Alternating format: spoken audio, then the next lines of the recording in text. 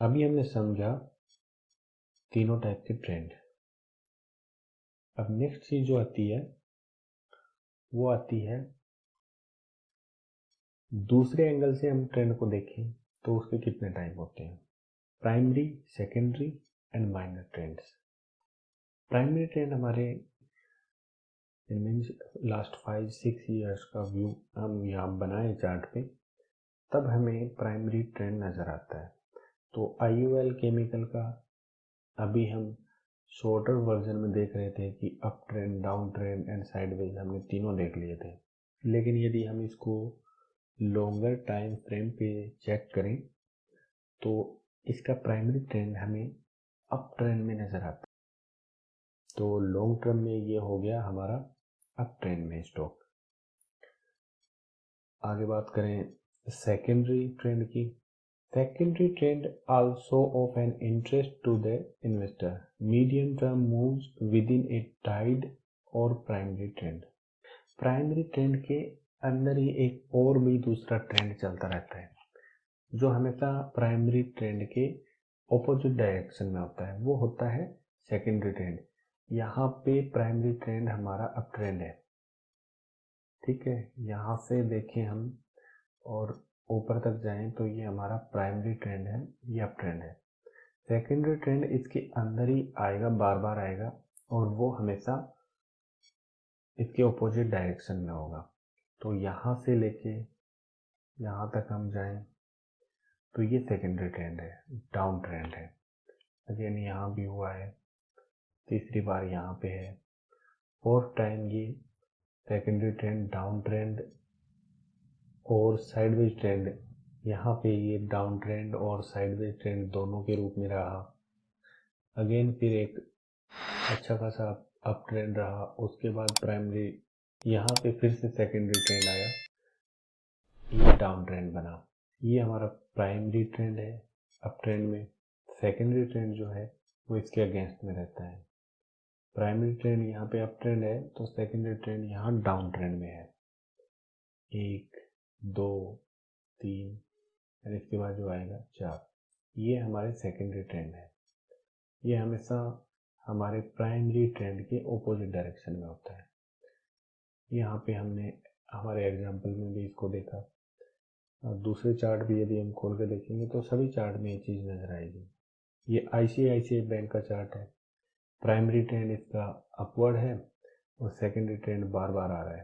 तो एक इन्वेस्टर के हिसाब से हम देखें और इन मंथली चार्ट्स को देखें तो हमें यहाँ क्लियरली पता चल जाता है कि हमें बार बार किसी भी स्टॉक में एंट्री और एग्जिट लेना पड़ेगा टेक्निकल की मदद से। ICICI बैंक बहुत अच्छा स्टॉक है, बहुत अच्छा बिजनेस है, फंडामेंटली बहुत ही स्ट्रॉन्ग स्टॉक है ये।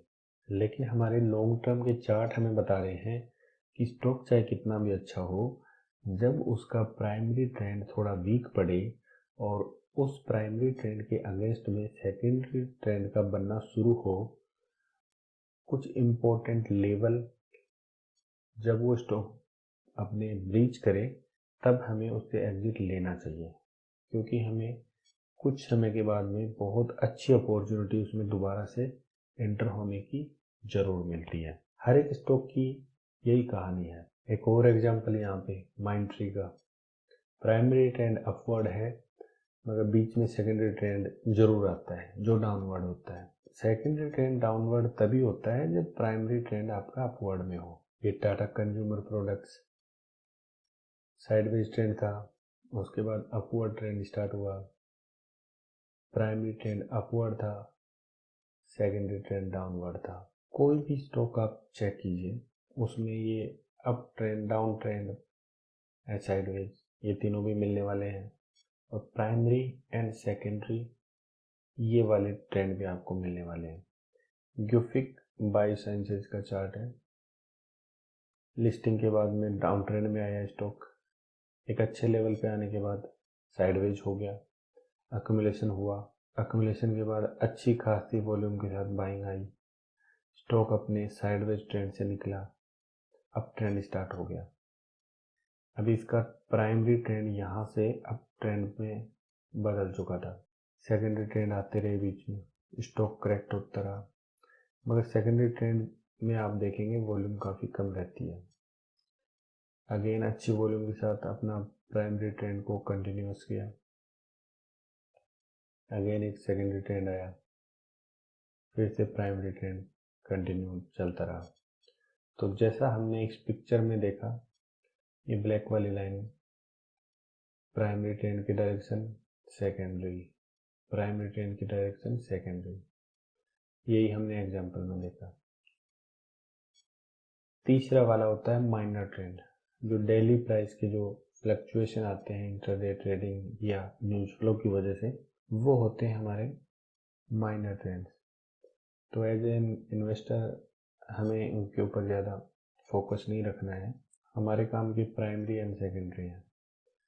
तो जब भी हम किसी स्टॉक में एंट्री एग्जिट करें तो उसके लॉन्ग टर्म के चार्ट देख के करें और समझने की कोशिश करें कि वो स्टॉक हमारा अप ट्रेंड में है या डाउन ट्रेंड में है, और वो जो अप ट्रेंड है वो प्राइमरी कैटेगरी का है या सेकेंडरी है। स्टॉक सपोज इस वाले अप ट्रेंड में है तो ओवरऑल उसका जो ट्रेंड है वो अप है या डाउन है, ये भी चेक करना पड़ेगा, और वो अपने अप ट्रेंड में कितना आगे निकल चुका है कि उसके सेकेंडरी ट्रेंड आने के कितने चांसेस हैं, वो लॉन्ग टर्म चार्ट देखने से हमें पता चलता है।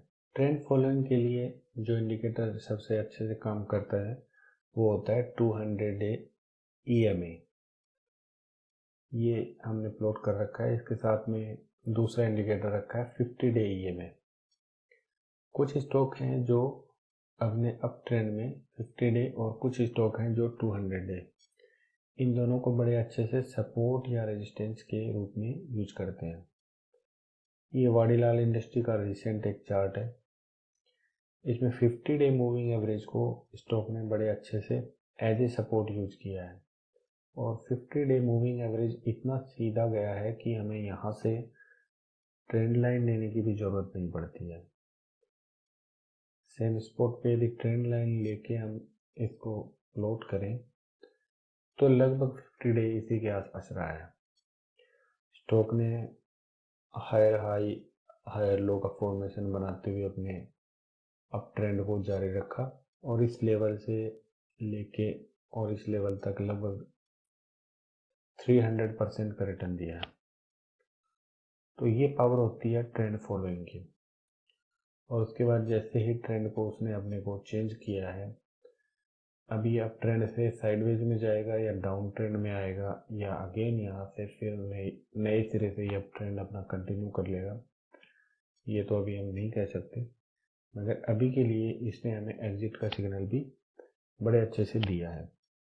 तो ट्रेंड को समझना और ट्रेंड फॉलोइंग के जरिए इन्वेस्टिंग करना, ये हमारे लिए काफ़ी फ़ायदेमंद सौदा है। इसको आप कंटिन्यू कीजिए, और इसके ऊपर entry exit and stop loss related जितने इम्पोर्टेंट रूल्स हैं वो सारे हम आगे इसी सीरीज में डिटेल में उस पर हम बात करेंगे और सीखते रहेंगे। इस प्लेलिस्ट को आप चेक करते रहिए नए वीडियोज के लिए। लिंक इस प्लेलिस्ट का मैं ऊपर आई बटन में दे देता हूँ, और वीडियो को लाइक एंड कमेंट और चैनल को सब्सक्राइब जरूर कीजिए आपको यदि ये कंटेंट अच्छा लगा हो तो, ताकि और भी लोगों तक ये कंटेंट पहुंचे और वो भी चीज़ों को ज़्यादा डिटेल में और ज़्यादा अच्छे से समझें। Thank you.